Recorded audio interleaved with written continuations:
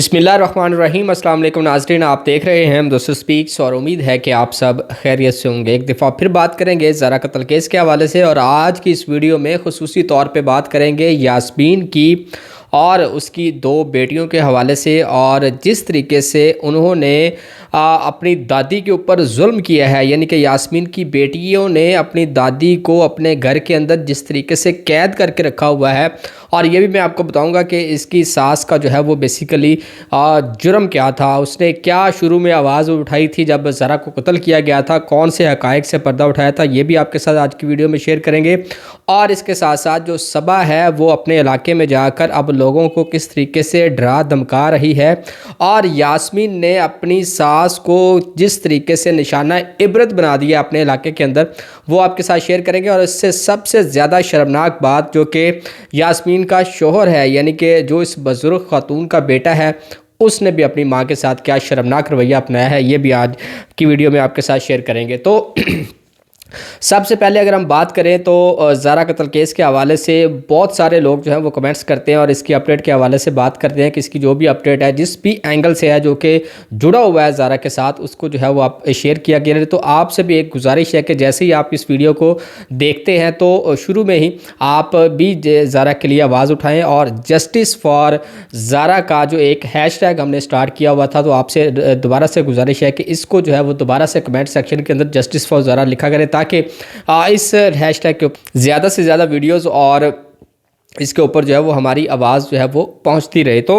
ज़ारा के कत्ल केस की बात करें तो 10 नवंबर 2024 को ज़ारा को इंतहाई बेदर्दी के साथ कत्ल किया गया था। इसमें आपको बताने की कोई भी ज़रूरत नहीं है, जो कि क्योंकि सारा केस आपकी आंखों के सामने है, आपने तमाम A to Z अब तक की अपडेट आपने इसी चैनल के ऊपर देखी है। तो बेसिकली जब ज़ारा को कत्ल किया गया था तो उस वक्त जो है वो बहुत सारे लोगों ने उसके ऊपर बात की थी, बहुत सारे फैमिली मेम्बर्स ने इसके ऊपर बात की थी, वहाँ पर मौजूद जो अहले इलाका है वहाँ से भी बहुत सारे लोगों ने इसके ऊपर बात की थी और इनकी जो हक़ाइक़ थी, इनकी जो असलियत थी, ख़ास तौर पे सुगरा के हवाले से और यास्मीन के हवाले से बहुत से लोगों ने बेदरेग और खुले डुले अल्फाज में इनका जो है वो करैक्टर बेसिकली बताया था कि ये किस तरीके की ख़वातीन है और ये वहाँ पर अपने इलाके में क्या काम करते हैं। उनमें से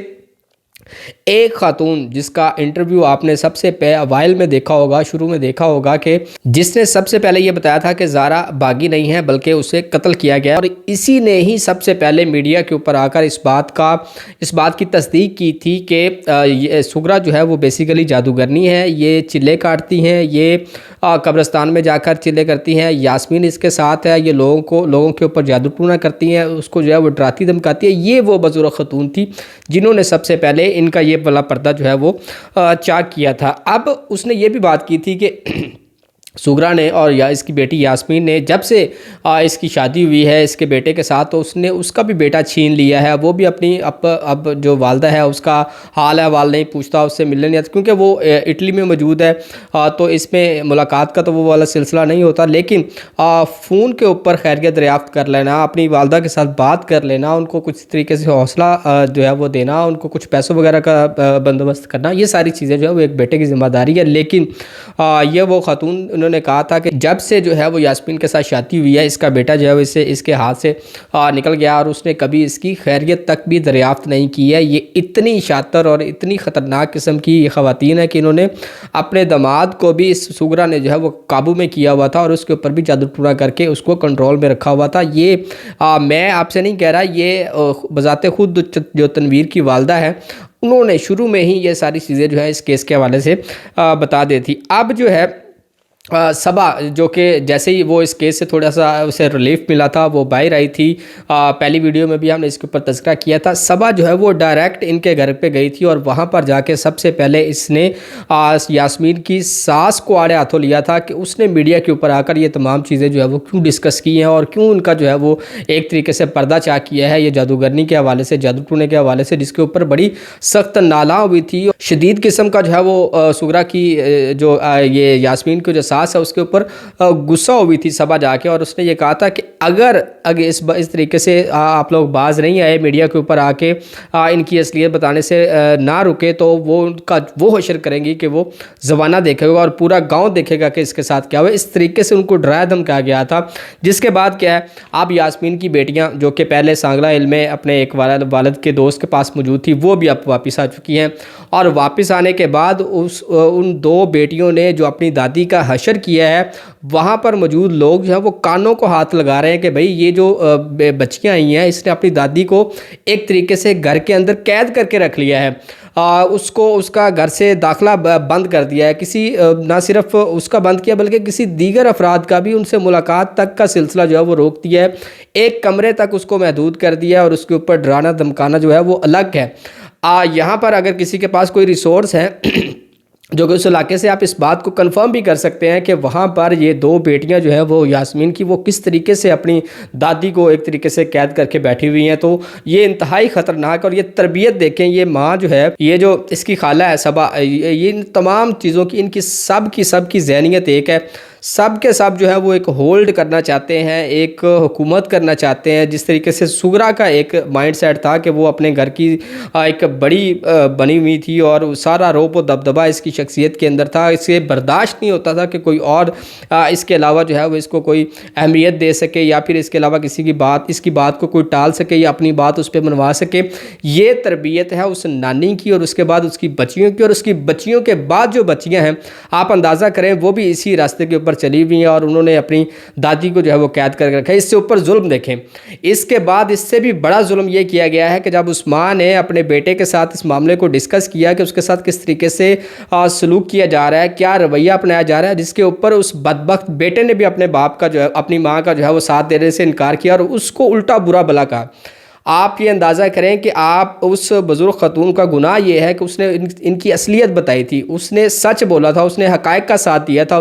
اس کا نقصان اس کو یہ اٹھانا پڑ رہا ہے کہ اب سگا بیٹا جو ہے وہ بھی اس کو برا بھلا کہہ رہا ہے کہ آپ نے میڈیا کے اوپر آ کے وہ سغرا کے بارے میں یہ باتیں کیوں کی ہیں، یاسمین کے بارے میں یہ باتیں کیوں ہیں، زارا کے بارے میں یہ باتیں کیوں کی ہیں۔ ان ساروں کے اوپر اس بزرگ خاتون کو جو ہے وہ پریشرائز کیا جا رہا ہے، اور اس کو اب اپنے ہی گھر کے اندر ایک کمرے میں اس کو قید کر کے رکھا گیا ہے کہ وہ نہ کسی سے ملیں گی،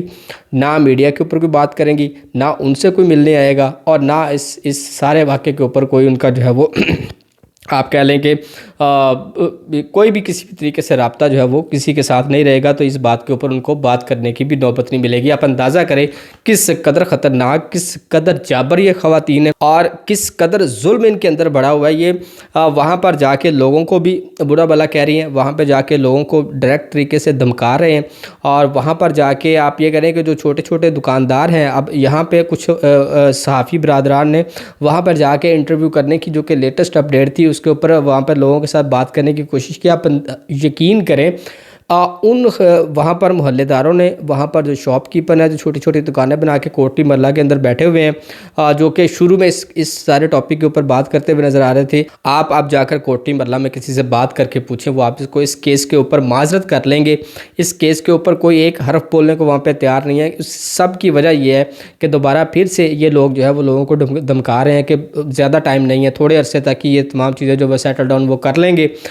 وہ جو سغرا ہے اور یاسمین ہے وہ واپس آ جائیں گے، انہوں نے اسی علاقے میں رہنا ہے، اسی محلے میں رہنا ہے، انہی لوگوں میں رہنا ہے، تو ان سب کو آ کے وہ دیکھ لیں گی، اور ان سب کے ساتھ وہ حشر کریں گی جو کہ انہوں نے سوچا بھی نہیں ہوگا۔ صرف اسی وجہ سے لوگوں کے اندر اب ایک ڈر بیٹھ گیا، کیونکہ ان کا جو بیک گراؤنڈ ہے تو وہ جادوگر نہ ہے، تو وہی کہہ لیں کہ جادو ٹونا کرنے والی خواتین، تو یہ کسی کا بھی گھر جو ہے وہ برباد کر سکتی ہے۔ جیسا کہ پچھلے ایک ویڈیو میں ایک جو دوست سبحان بیٹھے ہوئے تھے، ان کے ساتھ جب میری بات ہوئی تو وہ کہہ رہے تھے کہ یہ جو ہے، یہ خاص طور پہ سغرا جو ہے، یہ جب بھی کسی کے گھر میں جاتی تھی، اگر صبح میں گئی ہے تو شام کو ان کے گھر میں لڑائی پکی ہوتی تھی۔ آپ اس قدر یہ خوفناک، اور وہاں پہ کوئی نہ کوئی ایسا منتر پھونک کے آتی تھی کہ لازمی طور پہ جس گھر میں گئی ہیں وہاں پہ لڑائی کا سلسلہ جو ہے وہ لازمی طور پہ بنا تھا۔ اس کیس کے حوالے سے 3-4 اہم ڈیولپمنٹ بھی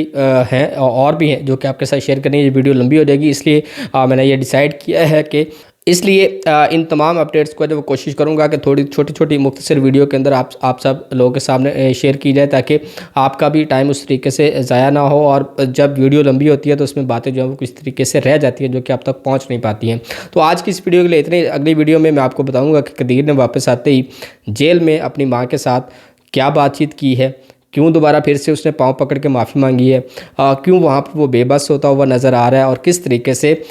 صبا کے ساتھ ساتھ 2 اور خواتین نے بھی جیل میں سغرا سے اور یاسمین سے باتیں کی ہے۔ اب یہ 4 لوگ مل کر کیا پلان کر رہے ہیں، اگلی ویڈیو میں آپ کے ساتھ شیئر کرنے ہیں۔ آج کی اس ویڈیو کے لیے اتنا ہی، اجازت دیجیے، اللہ حافظ۔